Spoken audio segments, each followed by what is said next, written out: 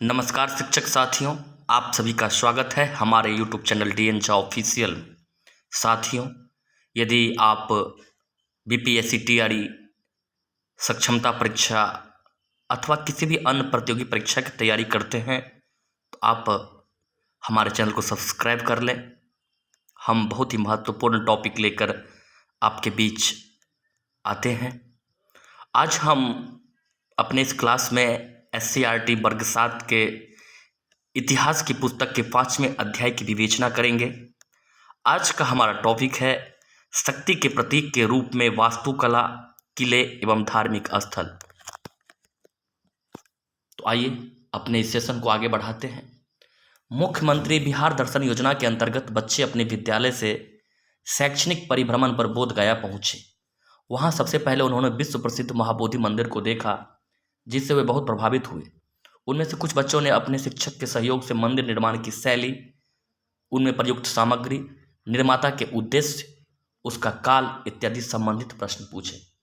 आप सभी जानते हैं साथियों कि हमारे जो सरकारी विद्यालय है उसमें मुख्यमंत्री बिहार दर्शन योजना के अंतर्गत बच्चों को घुमाया जाता है, नए नए स्थानों पर ले जाया जाता है। तो इसी सिलसिले में बच्चे महाबोधि मंदिर गया पहुंचते हैं और उनके मन में बहुत सारे प्रश्न उठते हैं और वो शिक्षक से पूछते हैं। तो इसी भूमिका के तहत हम आज आगे बढ़ते हैं और विभिन्न जो वास्तुकला है उसका अध्ययन करने जा रहे हैं। आप कक्षा 6 में पढ़ चुके हैं कि किस तरह से तत्कालीन शासकों ने अपने धार्मिक विश्वासों को व्यक्त करने के लिए बौद्ध, जैन और हिंदू धर्म से जुड़े उपासना स्थलों का निर्माण करवाया। मध्यकालीन शासकों ने भी इन्हीं विचारों से प्रेरित होकर स्थापत्य कला के कई नमूने निर्मित करवाया। इस काल में शासकों ने अपने धार्मिक विश्वासों के अलावा राजनीतिक शक्ति और प्रभाव को भी इमारतों के निर्माण द्वारा व्यक्त किया। मध्यकाल का शासक वर्ग अपनी सत्ता को वैध ठहराने, शासन को अस्थायी बनाने तथा पड़ोसी राज्य से अपने आप को श्रेष्ठ साबित करने आदि के उद्देश्य से बड़े पैमाने पर इमारतों और धार्मिक स्थलों का निर्माण करवाया। 8वीं से 18वीं शताब्दी के बीच भारत के विभिन्न क्षेत्रों में अलग अलग निर्माण शैलियों में राजाओं एवं उनके अधिकारियों द्वारा 2 तरह की इमारतों का निर्माण किया गया। पहली तरह की इमारतों में किले, महल तथा मकबरे थे, जो राजाओं एवं बादशाहों के निजी हितों के लिए थे। दूसरी श्रेणी में मंदिर, मस्जिद, हौज, कुएं, सराय, बाजार जैसी इमारतें धार्मिक और लोगों के उपयोग से जुड़ी हुई थी। संरचना शैली और निर्माण सामग्री के उपयोग के आधार पर इस काल में बनने वाली इमारतों को 3 भाग में बांट सकते हैं। पहले भाग के अंतर्गत 8वीं से 13वीं सदी के बीच बने मंदिरों को रखा जा सकता है। मंदिरों का निर्माण मुख्यतः नागर और द्रविड़ नामक 2 शैलियों में हुआ। वस्तुतः इस काल में स्थापत्य कला के सभी रूपों का विकास हुआ, जिससे मंदिर ही अभी बचे हैं। तो साथियों, पहले इतने बिंदुओं को हम जहाँ से प्रश्न बनते हैं इसको देख लेते हैं। तो आपने देखा होगा, पढ़ा होगा कि प्राचीन काल में भी शासकों ने बहुत सारे मंदिरों का निर्माण करवाया। बौद्ध, जैन और हिंदू धर्म से जुड़े उपासना स्थलों का निर्माण करवाया। मध्यकालीन शासकों ने भी इसे आगे बढ़ाया, अर्थात उन्होंने भी इन वास्तुकला के क्षेत्र में उसके निर्माण में अपनी दिलचस्पी दिखाई और ऐसा वो अपने राजनीतिक प्रभाव को दिखाने के लिए, अपनी सत्ता को वैध ठहराने के लिए, पड़ोसी राज्य से अपने आप को श्रेष्ठ साबित करने के लिए करते थे। अब जो इमारतों और जो धार्मिक स्थलों का निर्माण किया गया, मोटे तौर पर इन्हें हम 2 भाग में बांट सकते हैं। एक ऐसे भवन जो राजा और उनके अधिकारी अपने हितों के लिए उनका निर्माण करते थे, जिसमें मकबरे बादशाहों के निजी हितों के लिए मकबरे और इमारतों का निर्माण किया जाता था। दूसरे जो थे वो मंदिर, मस्जिद, हौज, कुएं, सराय, बाजार जैसी इमारतें।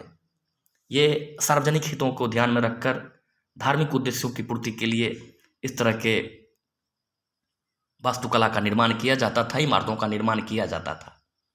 संरचना शैली और निर्माण सामग्री के आधार पर जितनी भी इमारतों का निर्माण हुआ उसे 3 भाग में बांटा गया है। इसकी चर्चा हम आगे करेंगे। पहले भाग में के अंतर्गत 8वीं से 13वीं सदी के बीच जो भवनों का इमारतों का निर्माण हुआ। दूसरे भाग में 13वीं शताब्दी से लेकर के आप कह सकते हैं कि 16वीं शताब्दी तक, और फिर तीसरे भाग में मुगल काल में जिन भवनों का निर्माण हुआ उसकी बारी बारी से हम चर्चा करेंगे आगे। और संरचना के आधार पर, शैली के आधार पर इन सभी इमारतों के जो निर्माण हुआ उसमें मुख्यतः 2 शैली का प्रयोग किया गया, नागर शैली और द्राविड़ शैली। नागर शैली उत्तरी भारत में अधिकांशतः प्रयोग में था और द्रविड़ शैली दक्षिणी भारत में। इसकी चर्चा हम आगे करेंगे। आगे बढ़ते हैं साथियों। आपने पुरी के जगन्नाथ मंदिर या खजुराहो मध्य प्रदेश में बने मंदिरों के विषय में सुना होगा। यह अपने निर्माण शैली, भव्यता और मजबूती के लिए विश्व में आज भी प्रसिद्ध है। इन मंदिरों का निर्माण नागर शैली में हुआ था। इस शैली के मंदिर आधार से शीर्ष तक आयताकार एवं शंक्वाकार संरचना में बनी होती थी। शीर्ष क्रमशः पतला होता जाता था जिसे शिखर कहा जाता था। मंदिर के केंद्रीय भाग में प्रधान देवता की मूर्ति स्थापित होती थी जिसे गर्भगृह कहा जाता था। मंदिर के चारों तरफ अलंकृत स्तंभों पर टिकी होती है। यह प्रदक्षिणा पथ से भी घिरा होता है। गर्भगृह के पीछे और अगल बगल झरोखा बना होता है। उस समय मंदिरों का निर्माण मुख्यतः पत्थरों को तराश कर क्रमिक रूप से एक दूसरे के साथ जोड़ते हुए बनाया जाता था। तो साथियों, पुरी का जगन्नाथ मंदिर है, मध्य प्रदेश में खजुराहो मंदिर है। इस सब के बारे में आपने सुना होगा। उनकी भव्यता और मजबूती विश्व में प्रसिद्ध है और इन मंदिरों का निर्माण नागर शैली में हुआ है। निश्चित रूप से ये उत्तर भारत में पड़ते हैं ये सब, तो इनका निर्माण नागर शैली में हुआ है। और नागर शैली में क्या होता था, जो आधार होता था मंदिर का वो आयताकार होता था और ऊपर बढ़ते हुए शंक्वाकार संरचना में होती थी। आज भी आप गांव में बहुत सारे मंदिर देखेंगे, नीचे आयताकार होता है और जो जो ऊपर जाता है वो पतला होता जाता है, शंक्वाकार संरचना में ढल जाता है। उसके ऊपरी भाग को, शीर्ष को शिखर कहा जाता है और मंदिर के केंद्रीय भाग जहाँ पर प्रधान देवताओं की मूर्ति होती है उसे गर्भगृह कहा जाता है। और मंदिर के चारों तरफ भक्तों को घूमने के लिए, भक्तों को परिक्रमा करने के लिए एक पथ बनाया जाता है, इसे प्रदक्षिणा पथ कहा जाता है।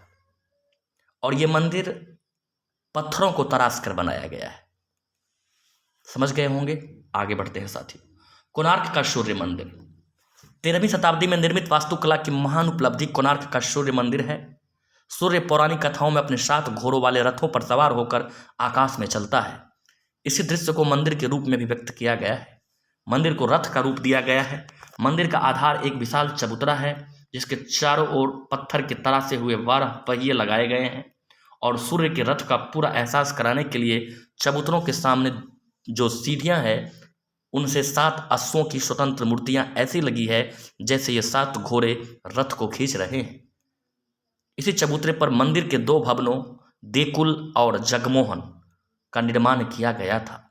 मंदिर की बाह्य दीवारें उकेरी हुई आकृतियों से सजी हुई है। ये आकृतियां फूल, पत्तियों, पशु, देव, दानव, काल्पनिक पशुओं के रूप में बड़े आकार में उत्कीर्ण है।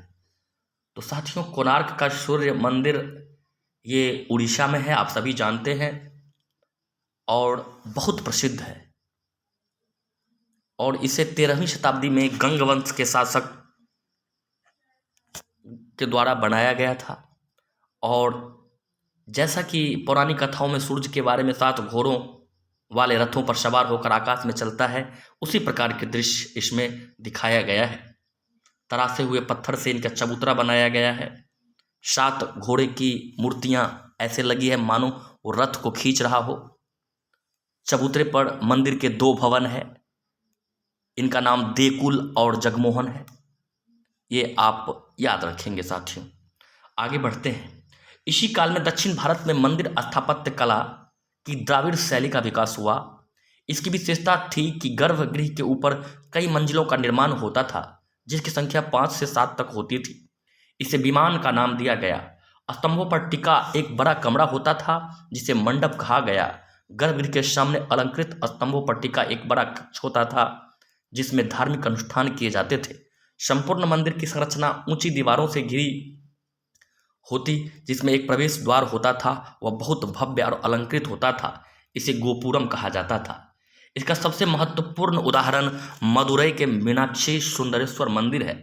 तंजौर का बृहदेश्वर मंदिर द्राविड़ शैली में ही निर्मित है, लेकिन सामान्यतया दिखने में वह नागर शैली की विशेषताओं से परिपूर्ण लगता है। इस तरह के मंदिरों का निर्माण एक साथ शासकों की शक्ति, धन, वैभव और भक्तिभाव को प्रदर्शित करते हैं। इसका प्रमाण है कि बृहदेश्वर मंदिर से जुड़ा एक अभिलेख। इससे यह ज्ञात होता है कि मंदिर का निर्माण राजा राजदेव ने अपने देवता की उपासना हेतु किया था, जिसका नाम राजा राजेश्वर था। शासक और भगवान के नाम में समानता का उद्देश्य जनता के समक्ष अपने आप को ईश्वर के प्रतिनिधि के रूप में पेश करना था। धार्मिक अनुष्ठान में भी देवता और राजा दोनों की उपासना की जाती थी। राजा का देवता मंदिर का प्रधान देवता होता था, तो लघु देवता उसके सहयोगियों और अधीनस्थों के। इस प्रकार मंदिर और उसमें स्थापित देवी देवता शासक और उसके सहयोगियों द्वारा शासित क्षेत्र का छोटा सा रूप था।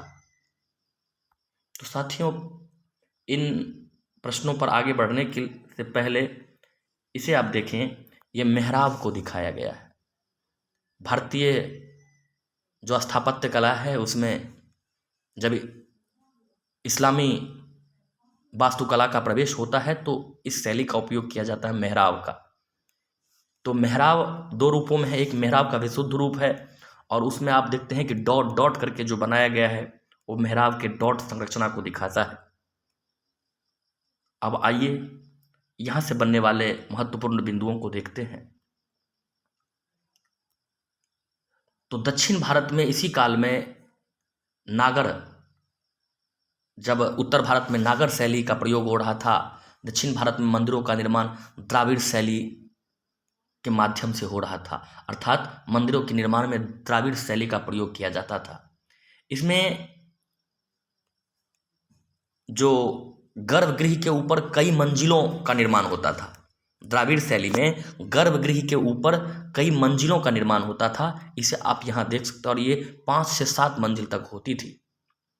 इसे विमान कहा जाता था। यानी गर्भगृह के ऊपर वाला जो हिस्सा था, जो अलग अलग मंजिलें थी, उसे विमान कहा जाता था। और स्तंभों पर एक बड़ा कमरा होता था जिसे मंडप कहा जाता था। गर्भगृह के सामने अलंकृत स्तंभों पर टिका एक बड़ा कक्ष होता था जिसमें धार्मिक अनुष्ठान इत्यादि किए जाते थे। संपूर्ण मंदिर की संरचना ऊंची दीवारों से घिरी होती, जिसमें एक प्रवेश द्वार होता था। वह बहुत भव्य और अलंकृत होता था। यानी प्रवेश द्वार को गोपुरम कहा जाता था। प्रश्न यहीं से बनेंगे। आधार के ऊपर जो मंजिलें बनी हैं उसे क्या कहा गया? उसे विमान कहा गया। जिन स्तंभों पर कमरा टिका होता था उसे मंडप कहा गया। प्रवेश द्वार को गोपुरम कहा जाता था। इसका उदाहरण मदुरई के मीनाक्षी सुंदरेश्वर मंदिर और तंजौर का बृहदेश्वर मंदिर, ये दोनों ही द्राविड़ शैली के उदाहरण है। और ये मंदिर राजाओं के शक्ति, धन, वैभव, भक्तिभाव इत्यादि को प्रदर्शित करते हैं। जैसे चोल वंश के राजा राजदेव ने अपने देवता की उपासना के लिए मंदिर बनाया था। उस मंदिर का नाम था राजा राजेश्वरम। अर्थात शासक भगवान के समकक्ष अपने आप को स्थापित करते थे। और उस समय जो धार्मिक अनुष्ठान होता था उसमें देवता के साथ राजा की भी उपासना की जाती थी। उसे देवता के समकक्ष प्रस्तुत किया जाता था। और जो मंदिर होता था उसमें 2 प्रकार की मूर्तियां होती थी। प्रधान मूर्ति जो होता था वो राजा का प्रतिनिधित्व करता था। राजा का जो ईश्वर होता था, भगवान होता था, वो उस मंदिर का प्रधान देवता होता था। और लघु देवता जो होता था उस मंदिर में, वो उनके सहयोगियों और अधीनस्थों के देवता होते थे। तो निश्चित रूप से ये मंदिर पूरे राजा और उसके शासित क्षेत्र का एक छोटा सा रूप को दिखाता था। आगे बढ़ते हैं साथियों। द्वितीय भाग के अंतर्गत 13वीं से 16वीं सदी के बीच बनी इमारतों को रखते हैं। इस काल की इमारतें स्थापत्य कला के सभी विधाओं में नई है। इसका निर्माण मुस्लिम शासकों द्वारा किया गया था। इस काल में भारत में एक नए शासक वर्ग तुर्क अफगान शासक वर्ग की स्थापना हुई। नए शासक वर्ग की पहली आवश्यकता थी रहने के लिए भवन और अपने समर्थकों हेतु पूजा स्थलों का निर्माण। पूजा स्थल उपलब्ध करने के लिए पहले से मौजूद कुछ मंदिरों एवं अन्य इमारतों को मस्जिदों में परिवर्तित किया गया। भारत में बनने वाली पहली मुस्लिम उपासना स्थल कुब्बत उल इस्लाम अर्थात इस्लाम की शक्ति मस्जिद है, जो दिल्ली स्थित कुतुब मीनार परिसर में है। इस काल में मेहराब और गुंबद नामक दो नवीन स्थापत्य शैलियों का प्रयोग बड़े पैमाने पर शुरू हुआ। गुंबद इमारतों को भव्य बना देता था तो मेहराब उसे मजबूती प्रदान करता था। मेहराब का दो रूप इस समय भारत में प्रचलित हुआ। इन दोनों में कुछ अंतर है जिसे आप इसके नाम के साथ दिए गए चित्र में स्पष्ट कर सकते हैं। तो साथियों, मैंने पहले ही बताया था कि 8वीं शताब्दी से लेकर पूरे मध्यकाल में जितने भी इमारतों का निर्माण हुआ उसे 3 भागों में बांटा गया था। प्रथम भाग के अंतर्गत 8वीं से 12वीं शताब्दी के बीच जो इमारतों का निर्माण हुआ वो था। दूसरे भाग में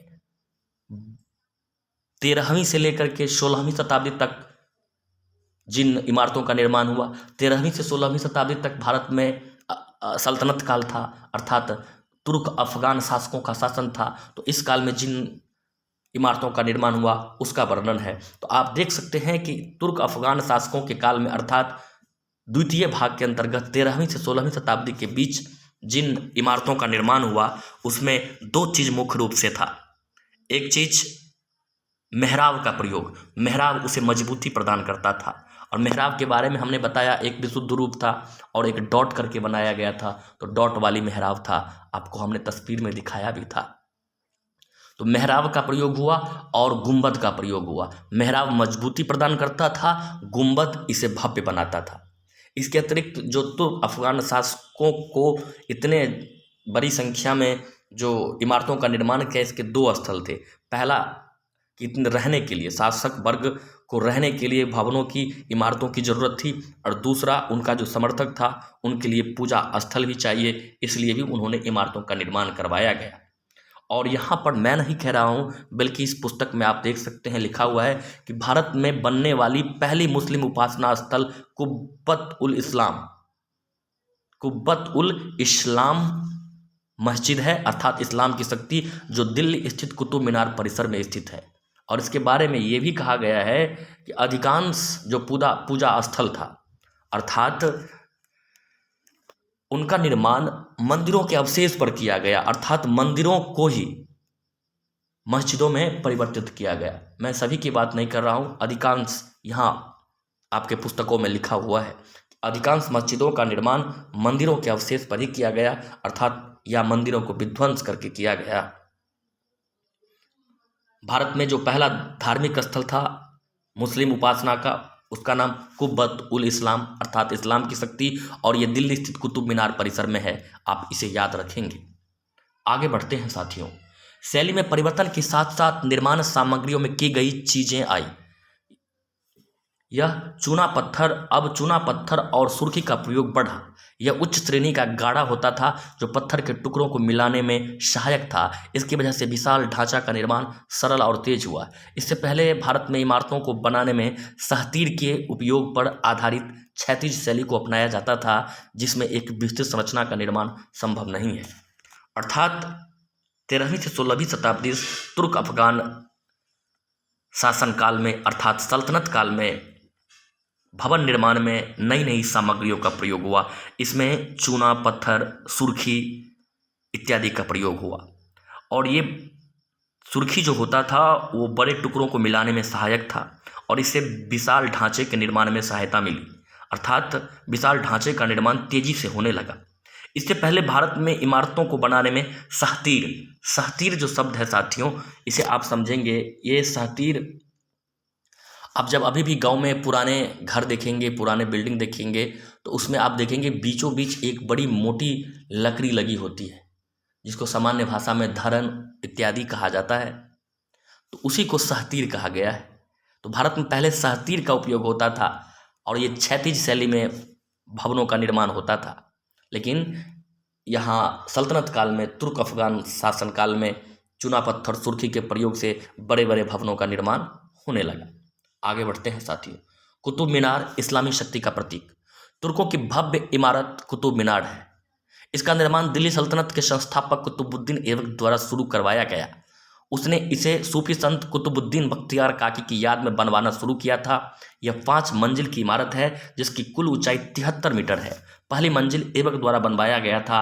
अगली 3 मंजिल इल्तुतमिश ने 1220 में बनवाया। इस मीनार का शीर्ष वज्रपात या बिजली गिरने के कारण टूट गया था, जिसकी मरम्मत फिरोज शाह तुगलक ने करवाया। साथ ही उसी ने उसमें 1 मंजिल और जोड़ा। इसका मुख्य आकर्षण इसके छज्जे है जो मीनार से जुड़े हुए हैं। लाल और सफ़ेद बालू पत्थर तथा संगमरमर से इसका निर्माण हुआ है। कुतुब मीनार का निर्माण इस्लामी शैली में हुआ है। तो कुतुब मीनार के बारे में सारी बातें यहाँ दिया हुआ है। कुतुब मीनार का निर्माण गुलाम वंश के संस्थापक कुतुबुद्दीन ऐबक के द्वारा शुरू करवाया गया था। लेकिन कुतुब मीनार कुतुबुद्दीन ऐबक, अक्सर लोग ये समझते हैं कि उन्होंने अपने ही नाम पर बनाया होगा। नहीं, एक प्रसिद्ध सूफी संत था कुतुबुद्दीन बख्तियार काकी। उन्हीं की याद में उन्होंने कुतुब मीनार का निर्माण शुरू किया। लेकिन आप जानते हैं कि 1210 में ही उनकी मृत्यु हो जाती है। तो इसके बाद इस मीनार का निर्माण, कुतुब मीनार का निर्माण जो है इल्तुतमिश अगले 3 मंजिल का निर्माण करते हैं। तो 1 मंजिल का निर्माण शुरू किया ऐबक ने, फिर 3 मंजिल का निर्माण किया इल्तुतमिश ने 1220 में इसे पूरा कर दिया। और बिजली गिरने के कारण इसका एक हिस्सा टूट गया, कुछ हिस्सा टूट गया। मरम्मत इसकी फिरोज शाह ने करवाई और फिर उसने 1 और मंजिल उसमें जोड़ दिया। तब जाकर के 5 मंजिलों का ये इमारत बना और उसकी कुल लंबाई 73 मीटर है। आप इसे याद रखेंगे साथियों। और इसका निर्माण जो हुआ है वो लाल और सफ़ेद बालू पत्थर तथा संगमरमर से इसका निर्माण हुआ है। तो कुतुब मीनार के निर्माण में 3 शासकों का योगदान है, कुतुबुद्दीन ऐबक, इल्तुतमिश और फिरोज तुगलक। इन 3 शासकों ने कुतुब मीनार के निर्माण में अपनी भूमिका निभाई है। और आप ये भी जान ले साथियों, आगे बताऊंगा कि कुतुब मीनार का ही जो गेट है, जो दरवाज़ा बनाया गया है वो अलाई दरवाज़ा है, जिसका निर्माण अलाउद्दीन खिलजी ने किया था। हो सकता है इसकी चर्चा आगे हो। मेहराब के वैज्ञानिक विधि का पहली बार प्रयोग कुतुब मीनार के प्रवेश द्वार अलाई दरवाज़ा में देखते हैं। यह कुतुब मीनार परिसर में स्थित है। इस्लामी शैली में मेहराब के निर्माण के लिए इमारत भारत में प्रसिद्ध है। तुगलक कालीन स्थापत्य में गयासुद्दीन का मकबरा एक नई शैली की ओर संकेत करता है। इसने भारतीय और इस्लामी शैलियों का सुंदर एवं संतुलित समावेश है। तुगलक काल में भवनों का निर्माण बड़े पैमाने पर हुआ। इस काल की इमारत ऊंचे चबूतरों पर और गुंबद संगमरमर का बनाया गया है। तो मेहराब के वैज्ञानिक विधि का प्रयोग कुतुब मीनार में हुआ है। और मैंने बताया अलाई दरवाज़ा का निर्माण भी अलाउद्दीन खिलजी के द्वारा इसी परिसर में किया गया था। और इस्लामी शैली के मेहराब के निर्माण के लिए इमारत भारत में प्रसिद्ध है कुतुब मीनार। तुगलक कालीन स्थापत्य कला में गयासुद्दीन का एक मकबरा है, जिसमें भारतीय शैली और इस्लामी शैली दोनों का सुंदर और संतुलित समावेश हुआ है। गयासुद्दीन के मकबरा में भारतीय शैली और इस्लामी शैली दोनों का सुंदर और संतुलित समावेश हुआ है। इसे याद रखेंगे साथियों। तुगलक काल में बड़े बड़े भवनों का निर्माण हुआ। ऊंचे इमारतें चबूतरों और गुंबद संगमरमर का बना होता था। इस काल की इमारतें ऊंचे चबूतरों और उसका जो गुंबद होता था उस संगमरमर का बनाया होता था। दिल्ली सल्तनत के कमजोर होने के साथ साथ वहाँ के कलाकारों का अन्य क्षेत्रों में पलायन हुआ। वहाँ स्थानीय शासकों ने, जिनका उदय सल्तनत काल के पतन के बाद हुआ, उन्हें संरक्षण प्रदान किया। इन राज्यों में स्थानीय विशेषताओं को ग्रहण कर स्थापत्य कला का काफ़ी विकास किया गया। ऐसे स्थानीय राज्य जिसने कला का बहुत संरक्षण दिया वे थे गुजरात, बंगाल, जौनपुर और मालवा। अर्थात सल्तनत काल के पतन के बाद इन कलाकारों का पलायन हुआ और फिर जो छोटे छोटे राज्य थे, राजा थे, जैसे गुजरात, बंगाल, मालवा, जौनपुर इत्यादि ने इन कलाकारों का संरक्षण किया। यहाँ आप देख सकते हैं एक अटाला मस्जिद है जौनपुर में। अटाला मस्जिद जौनपुर में, इसकी तस्वीर यहाँ दिखाई गई है। आप यह जानते होंगे कि 12वीं शताब्दी में बिहार में तुर्कों का अधिकार हो गया था। इसके बाद बिहार में भी तुर्क अफगान शैली में इमारतों का निर्माण शुरू हुआ। इनमें आरंभिक इमारत है बिहार शरीफ स्थित मलिक इब्राहिम या मलिक बयां का मकबरा, तेलहरा का मस्जिद, बेगू हजाम की मस्जिद। अर्थात 12वीं शताब्दी में बिहार में भी तुर्कों का अधिकार हो गया था। इसके बाद बिहार में भी तुर्क अफगान शैली में इमारतों का निर्माण हुआ और महत्वपूर्ण इमारत, प्रारंभिक इमारत में सबसे प्रमुख है बिहार शरीफ स्थित मलिक इब्राहिम या मलिक बया उनका मकबरा और तेलहरा का मस्जिद, बेगू हजाम की मस्जिद। अब मलिक बयां का मकबरा के बारे में जानते हैं साथियों। बिहार में तुर्क काल की सबसे महत्वपूर्ण इमारत बिहार शरीफ स्थित मलिक इब्राहिम या मलिक बयां का मकबरा है। इसका निर्माण 1353 ईस्वी में हुआ। इस पर दिल्ली की तुगलक शैली का प्रभाव है। इसकी प्रेरणा गयासुद्दीन तुगलक के मकबरे से ली गई है। इसमें ढलवां दीवारें और गुंबद बनाया गया है। इसका निर्माण ईंटों से हुआ है। मलिक इब्राहिम प्रसिद्ध सूफी संत थे। इस मकबरे का निर्माण इनके लड़के सैयद दाऊद द्वारा किया गया था। तुर्क काल की बहुत महत्वपूर्ण इमारत है मलिक बयां का मकबरा। 1353 में इसका निर्माण होता है। तुगलक शैली का इस पर प्रभाव है। गयासुद्दीन तुगलक के जो मकबरा है इसी से इसकी प्रेरणा ली गई है। दीवारें ढलवा है, उस पर गुंबद बनाया गया है। दीवारों के निर्माण में ईंट का भी प्रयोग हुआ है। और मलिक इब्राहिम या मलिक बयां एक सूफी संत थे और उनका बेटा सैयद दाऊद के द्वारा ही मलिक बयां का मकबरा बनवाया गया था। स्थापत्य कला के विकास के तृतीय भाग के अंतर्गत मुगल काल में बनी इमारतों को रखा जा सकता है। मुगलों ने भव्य महलों, किलों, विशाल द्वारें, मस्जिदों एवं बागों का निर्माण करवाया। मुगल शासकों ने व्यक्तिगत स्तर पर इमारतों के निर्माण में रुचि दिखाई। विशेषकर शाहजहां ने मुगल कला का प्रारंभिक रूप बागों के निर्माण में ही दिखता है। इसकी शुरुआत बाबर के द्वारा हुई। उसने अपनी आत्मकथा में औपचारिक रूप से बागों की योजनाओं और उनके बनाने में अपनी रुचि का वर्णन किया है। बाग दीवार से घिरे होते थे तथा कृत्रिम नहरों द्वारा 4 भागों में विभाजित आयताकार अहाते में स्थित होते थे। 4 समान हिस्सों में बटे होने के कारण ये 4 बाग कहलाते थे। कुछ सर्वाधिक सुंदर 4 बाग जैसे कश्मीर, आगरा और दिल्ली में शाहजहां और जहांगीर ने बनवाया था। स्थापत्य कला में अब मुगलों का जो 15वीं शताब्दी के बाद 16वीं शताब्दी से आगे फिर मुगल काल में बहुत सारे इमारत बने और ये स्थापत्य कला के तृतीय भाग में आते हैं। और उन्होंने बहुत रुचि दिखाई। खासकर शाहजहां को महलों का राजकुमार भी कहा जाता है, आप सभी जानते हैं। प्रारंभिक रूप में बागों के निर्माण में मुगलों का दिलचस्पी दिखता है, रुचि दिखता है। बाबर अपने आत्मकथा तजुके बाबरी में भी इसकी जिक्र करता है। उन्होंने बागों के निर्माण की योजना में अपनी रुचि का वर्णन किया है। बाग दीवार से घिरे होते थे और उसमें कृत्रिम नहर बनाया गया था जो 4 भाग में बाग को विभाजित करता था। और महत्वपूर्ण बाग जो रहे हैं उस समय कश्मीर, आगरा और दिल्ली में, जिसमें जहांगीर और शाहजहां ने बनवाने में अपना योगदान दिया है। मुगल स्थापत्य कला का व्यवस्थित एवं वास्तविक विकास अकबर के काल में शुरू हुआ। अकबर द्वारा निर्मित इमारतों में इस्लामिक, हिंदू, बौद्ध, जैन तथा स्थानीय शैलियों का समावेश हुआ। उसने आगरा और फतेहपुर सीकरी में किले और महलों का निर्माण करवाया। यहाँ की सबसे महत्वपूर्ण इमारत बुलंद दरवाज़ा है जो अर्ध गुंबद शैली में बना है। साथियों, यहाँ देख सकते हैं कि अकबर के काल में व्यवस्थित रूप से, वास्तविक रूप से मुगल स्थापत्य का विकास होता है, प्रारंभ होता है। और आप जानते हैं कि अकबर एक धर्म सहिष्णु राजा था, शासक था, बादशाह था। तो इसके निर्माण में हिंदू, बौद्ध, जैन सभी शैलियों का समावेश है। उन्होंने आगरा और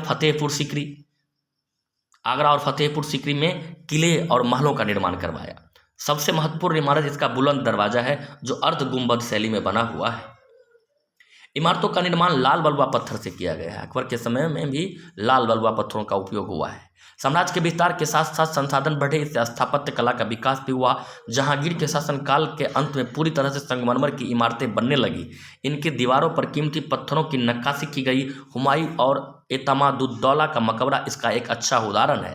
इन दोनों मुगलकालीन इमारतों में एक नई शैली का सूत्रपात हुआ। जैसे हुमायूं के मकबरा में गुंबद पूर्णतः संगमरमर का बना है। इसमें ऊंचा मेहराब युक्त प्रवेश द्वार का प्रयोग पहली बार हुआ। इत्मादुद्दौला के मकबरा में पहली बार पितरादूरा अथवा रंगीन पत्थरों से पच्चीकारी का प्रयोग किया गया है। आगे चलकर इसका पूरा इस्तेमाल ताजमहल में हमें दिखाई पड़ता है। इत्मादुद्दौला नूरजहां का पिता था, जिसका प्रभाव जहांगीर के काल में नूरजहां के कारण बहुत अधिक रहा। नूरजहां के प्रयासों से ही यह मकबरा बना था। साथियों, यहाँ आप देख सकते हैं कि अकबर के काल में जो इमारत बना लाल बलुआ पत्थर से उनका निर्माण होता था। धीरे धीरे जो साम्राज्य का विस्तार हुआ, संसाधन बढ़े, तो स्थापत्य कला का और तेजी से विकास हुआ। जहांगीर के शासन काल के अंत में पूरी तरह से संगमरमर की इमारतें बनने लगी।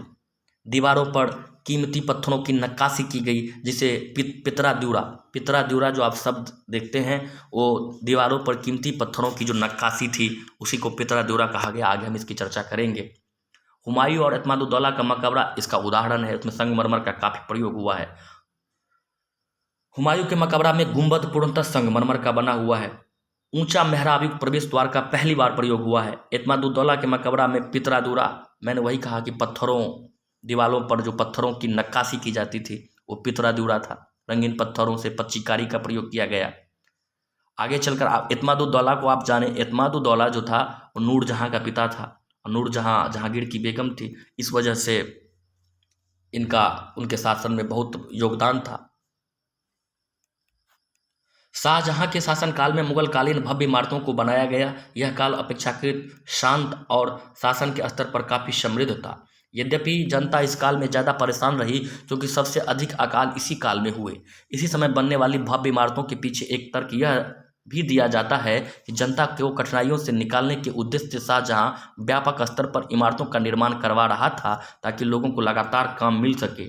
इस काल में बनने वाली इमारतों में संगमरमर का इस्तेमाल बड़े पैमाने पर किया गया। साथ ही स्तंभों तथा दीवारों पर रत्न जड़ित नक्काशी, जिसको पितरादूरा कहा जाता है, का प्रयोग भी खूब किया गया। इन दोनों के इस्तेमाल से निर्मित ताजमहल स्थापत्य कला का एक अभूतपूर्व उदाहरण है। इसकी प्रमुख विशेषता उसका विशाल गुंबद तथा मुख्य भवन के चबूतरे के किनारे पर खड़ी 4 मीनारें हैं। संगमरमर के सुंदर झरोखे जड़े हुए हैं। कीमती पत्थरों तथा छतरियों से इसकी सुंदरता बहुत बढ़ जाती है।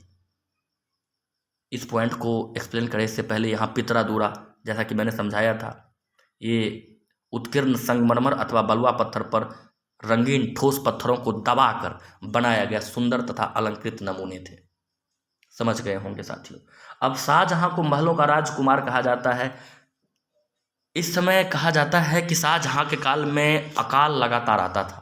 इतिहासकार ये भी तर्क देते हैं कि लगातार अकाल के कारण लोगों को काम मिल सके, इसलिए शाहजहां इमारतों के निर्माण पर बहुत जोर दिया।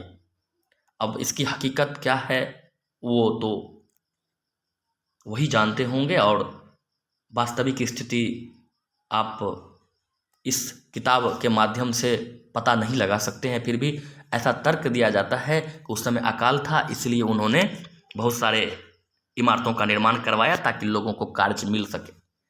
ताजमहल के बारे में आप सभी जानते हैं कि इसमें संगमरमर का प्रयोग किया गया है, पितरादूरा का भी प्रयोग किया गया है, गुंबद है, चबूतरे आपने देखा होगा। इसके विषय में कहने ही क्या, आगे बढ़ते हैं साथियों।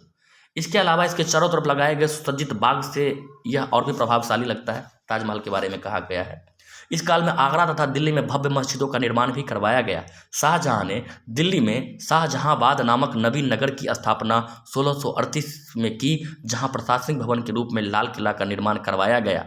यह किला लाल बलुआ पत्थर से बनाया गया, जो अपने निर्माण काल से शक्ति और सत्ता का केंद्र बना हुआ है। इसे याद रखेंगे। शाहजहां ने आगरा और दिल्ली में भव्य मस्जिद का निर्माण करवाया। दिल्ली में एक नगर बसाया शाहजहांबाद, और वहीं पर प्रशासनिक भवन के रूप में 1638 ईस्वी में लाल किला का निर्माण लाल बलुआ पत्थर से करवाया।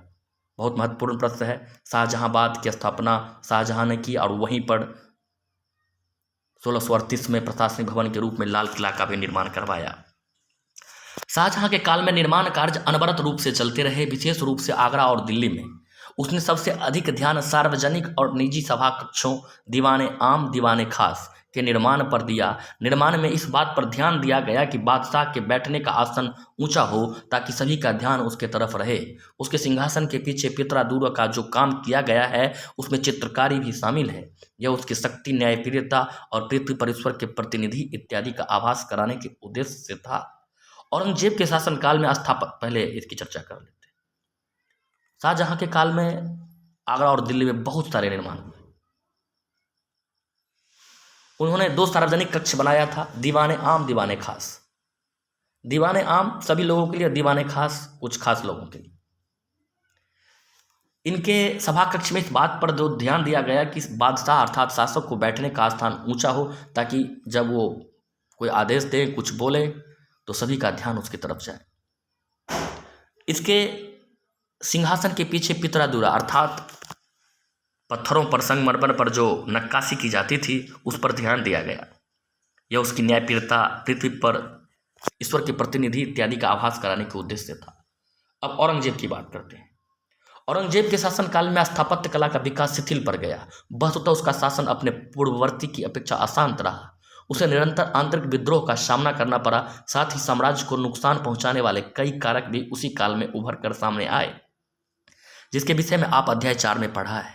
औरंगजेब ने लाल किला में मोती मस्जिद एवं अपनी पत्नी की याद में महाराष्ट्र में के औरंगाबाद में बीबी का मकबरा बनवाया, लेकिन यह इमारत मुगल काल के उस भव्यता को प्रदर्शित नहीं करते जो उसकी विशेषता थी।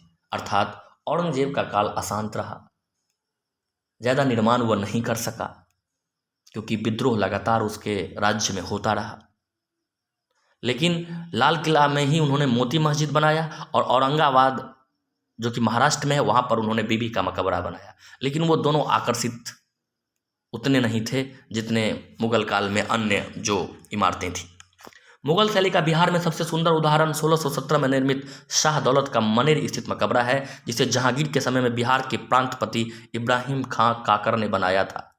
इसका निर्माण लाल बलुआ पत्थर से हुआ है। इसमें अकबरकालीन मुगल शैली की सभी विशेषताएं दिखाई पड़ती है। मुगल वास्तुकला की शैली और परंपरा 18वीं तथा 19वीं शताब्दी में नवोदित राज्यों के संरक्षण में जारी रहा।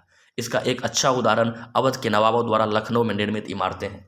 अर्थात बिहार में 1617 में शाह दौलत का मकबरा मनेर में बनवाया गया, और उस समय दिल्ली में शासन जहांगीर का था, और बिहार में जो प्रांतपति था अर्थात बिहार का जो शासक था इब्राहिम खां था, इब्राहिम खां काकर, उसी के संरक्षण में बनवाया गया। इसमें लाल बलुआ पत्थर का प्रयोग हुआ है, और अकबरकालीन मुगल शैली की सभी विशेषताओं को उसमें दिखाया गया है। आगे बढ़ते हैं साथियों। सासाराम स्थित शेर शाह का मकबरा। बिहार के सासाराम में 3 मकबरों का निर्माण 16वीं शताब्दी में शेर शाह और उसके पुत्रों द्वारा करवाया गया। उसमें शेर शाह का मकबरा, जो अफगान शैली में निर्मित है, स्थापत्य कला में अपना विशिष्ट स्थान रखता है। यह अफगान शैली का संपूर्ण भारत में सबसे अच्छा उदाहरण है। याद रखिए, शेर शाह का मकबरा जो कि सासाराम में है, वो शेर शाह और उसके पुत्रों के द्वारा बनवाया गया। ये अफगान शैली में बना है, और पूरे भारत में अफगान शैली में बने हुए इमारतों में यह अपना विशिष्ट स्थान रखता है।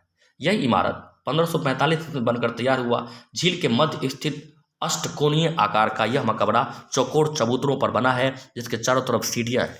इसकी छत भव्य गुंबद है, जो अपने संतुलित रूप और अपनी सादगी के लिए जाना जाता है। शेर शाह ने इसे अपने जीवन काल में ही निर्मित करवाया। यह इमारत तुर्क अफगान स्थापत्य और मुगल स्थापत्य कला, जिसके विषय में आपने इसी पाठ में पढ़ा है, के बीच संपर्क बिंदु है।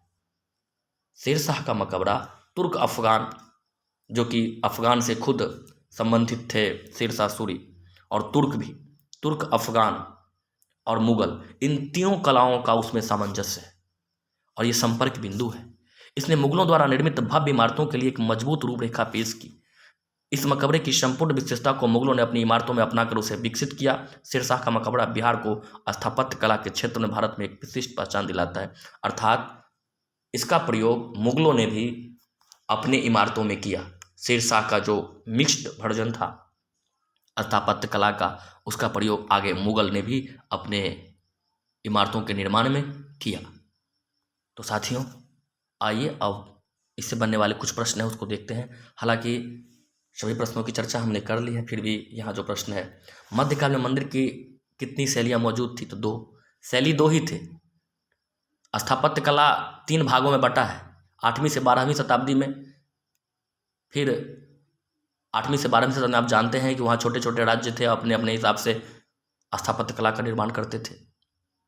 13वीं से 16वीं शताब्दी में जब सल्तनत काल था, तुर्क अफगान शासन था, और 16वीं शताब्दी से फिर आगे जब मुगल का शासन था भारत में, मुगल स्थापत्य कला। तो ये 3 भाग है, लेकिन शैली मंदिर के निर्माण में दो शैली का प्रयोग हुआ है। एक नागर शैली जो कि मुख्य रूप से मध्य और उत्तर भारत में प्रचलित था, और दूसरा द्राविड़ शैली जो कि दक्षिण भारत में प्रसिद्ध था। बिहार में नागर शैली में बने मंदिरों का सबसे अच्छा उदाहरण, स्वाभाविक है बिहार उत्तरी भारत में है, वह नागर शैली का प्रयोग हुआ है। और सबसे अच्छा उदाहरण महाबोधि मंदिर है जो कि आप जानते हैं गया या बोध गया में है। और महाबोधि मंदिर के बारे में आप समझ ले साथियों, इसका निर्माण सम्राट अशोक के द्वारा करवाया गया था। महात्मा बुद्ध को जहां ज्ञान की प्राप्ति हुई थी उसी स्थान पर महाबोधि मंदिर का निर्माण हुआ है। मुसलमानों द्वारा बिहार में बनाई गई सबसे महत्वपूर्ण इमारत मनेर स्थित मकबरा, सबसे महत्वपूर्ण पूछे तो मनेर स्थित मकबरा है, वो सबसे महत्वपूर्ण है। मुगल कालीन स्थापत्य कला अपने चरम पर कब पहुंचा? महलों का राजकुमार शाहजहां को कहा जाता है, तो शाहजहां के काल में ही चरम पर पहुंचा, अर्थात बहुत ऊंचा गया। शाहजहां ने लाल किला का निर्माण दिल्ली में किस वर्ष करवाया? 1638 में शाहजहांबाद नगर की स्थापना करवाई और उसी वर्ष लाल किला का निर्माण करवाया। लाल बलुआ पत्थर का प्रयोग हुआ है। अब यहाँ कुछ है सही गलत करने वाले प्रश्न। उत्तर भारत में मंदिर निर्माण की द्राविड़ शैली प्रचलित थी, निश्चित रूप से गलत है। अभी मैंने बताया नागर शैली थी उत्तर भारत में, दक्षिण भारत में द्राविड़ शैली थी।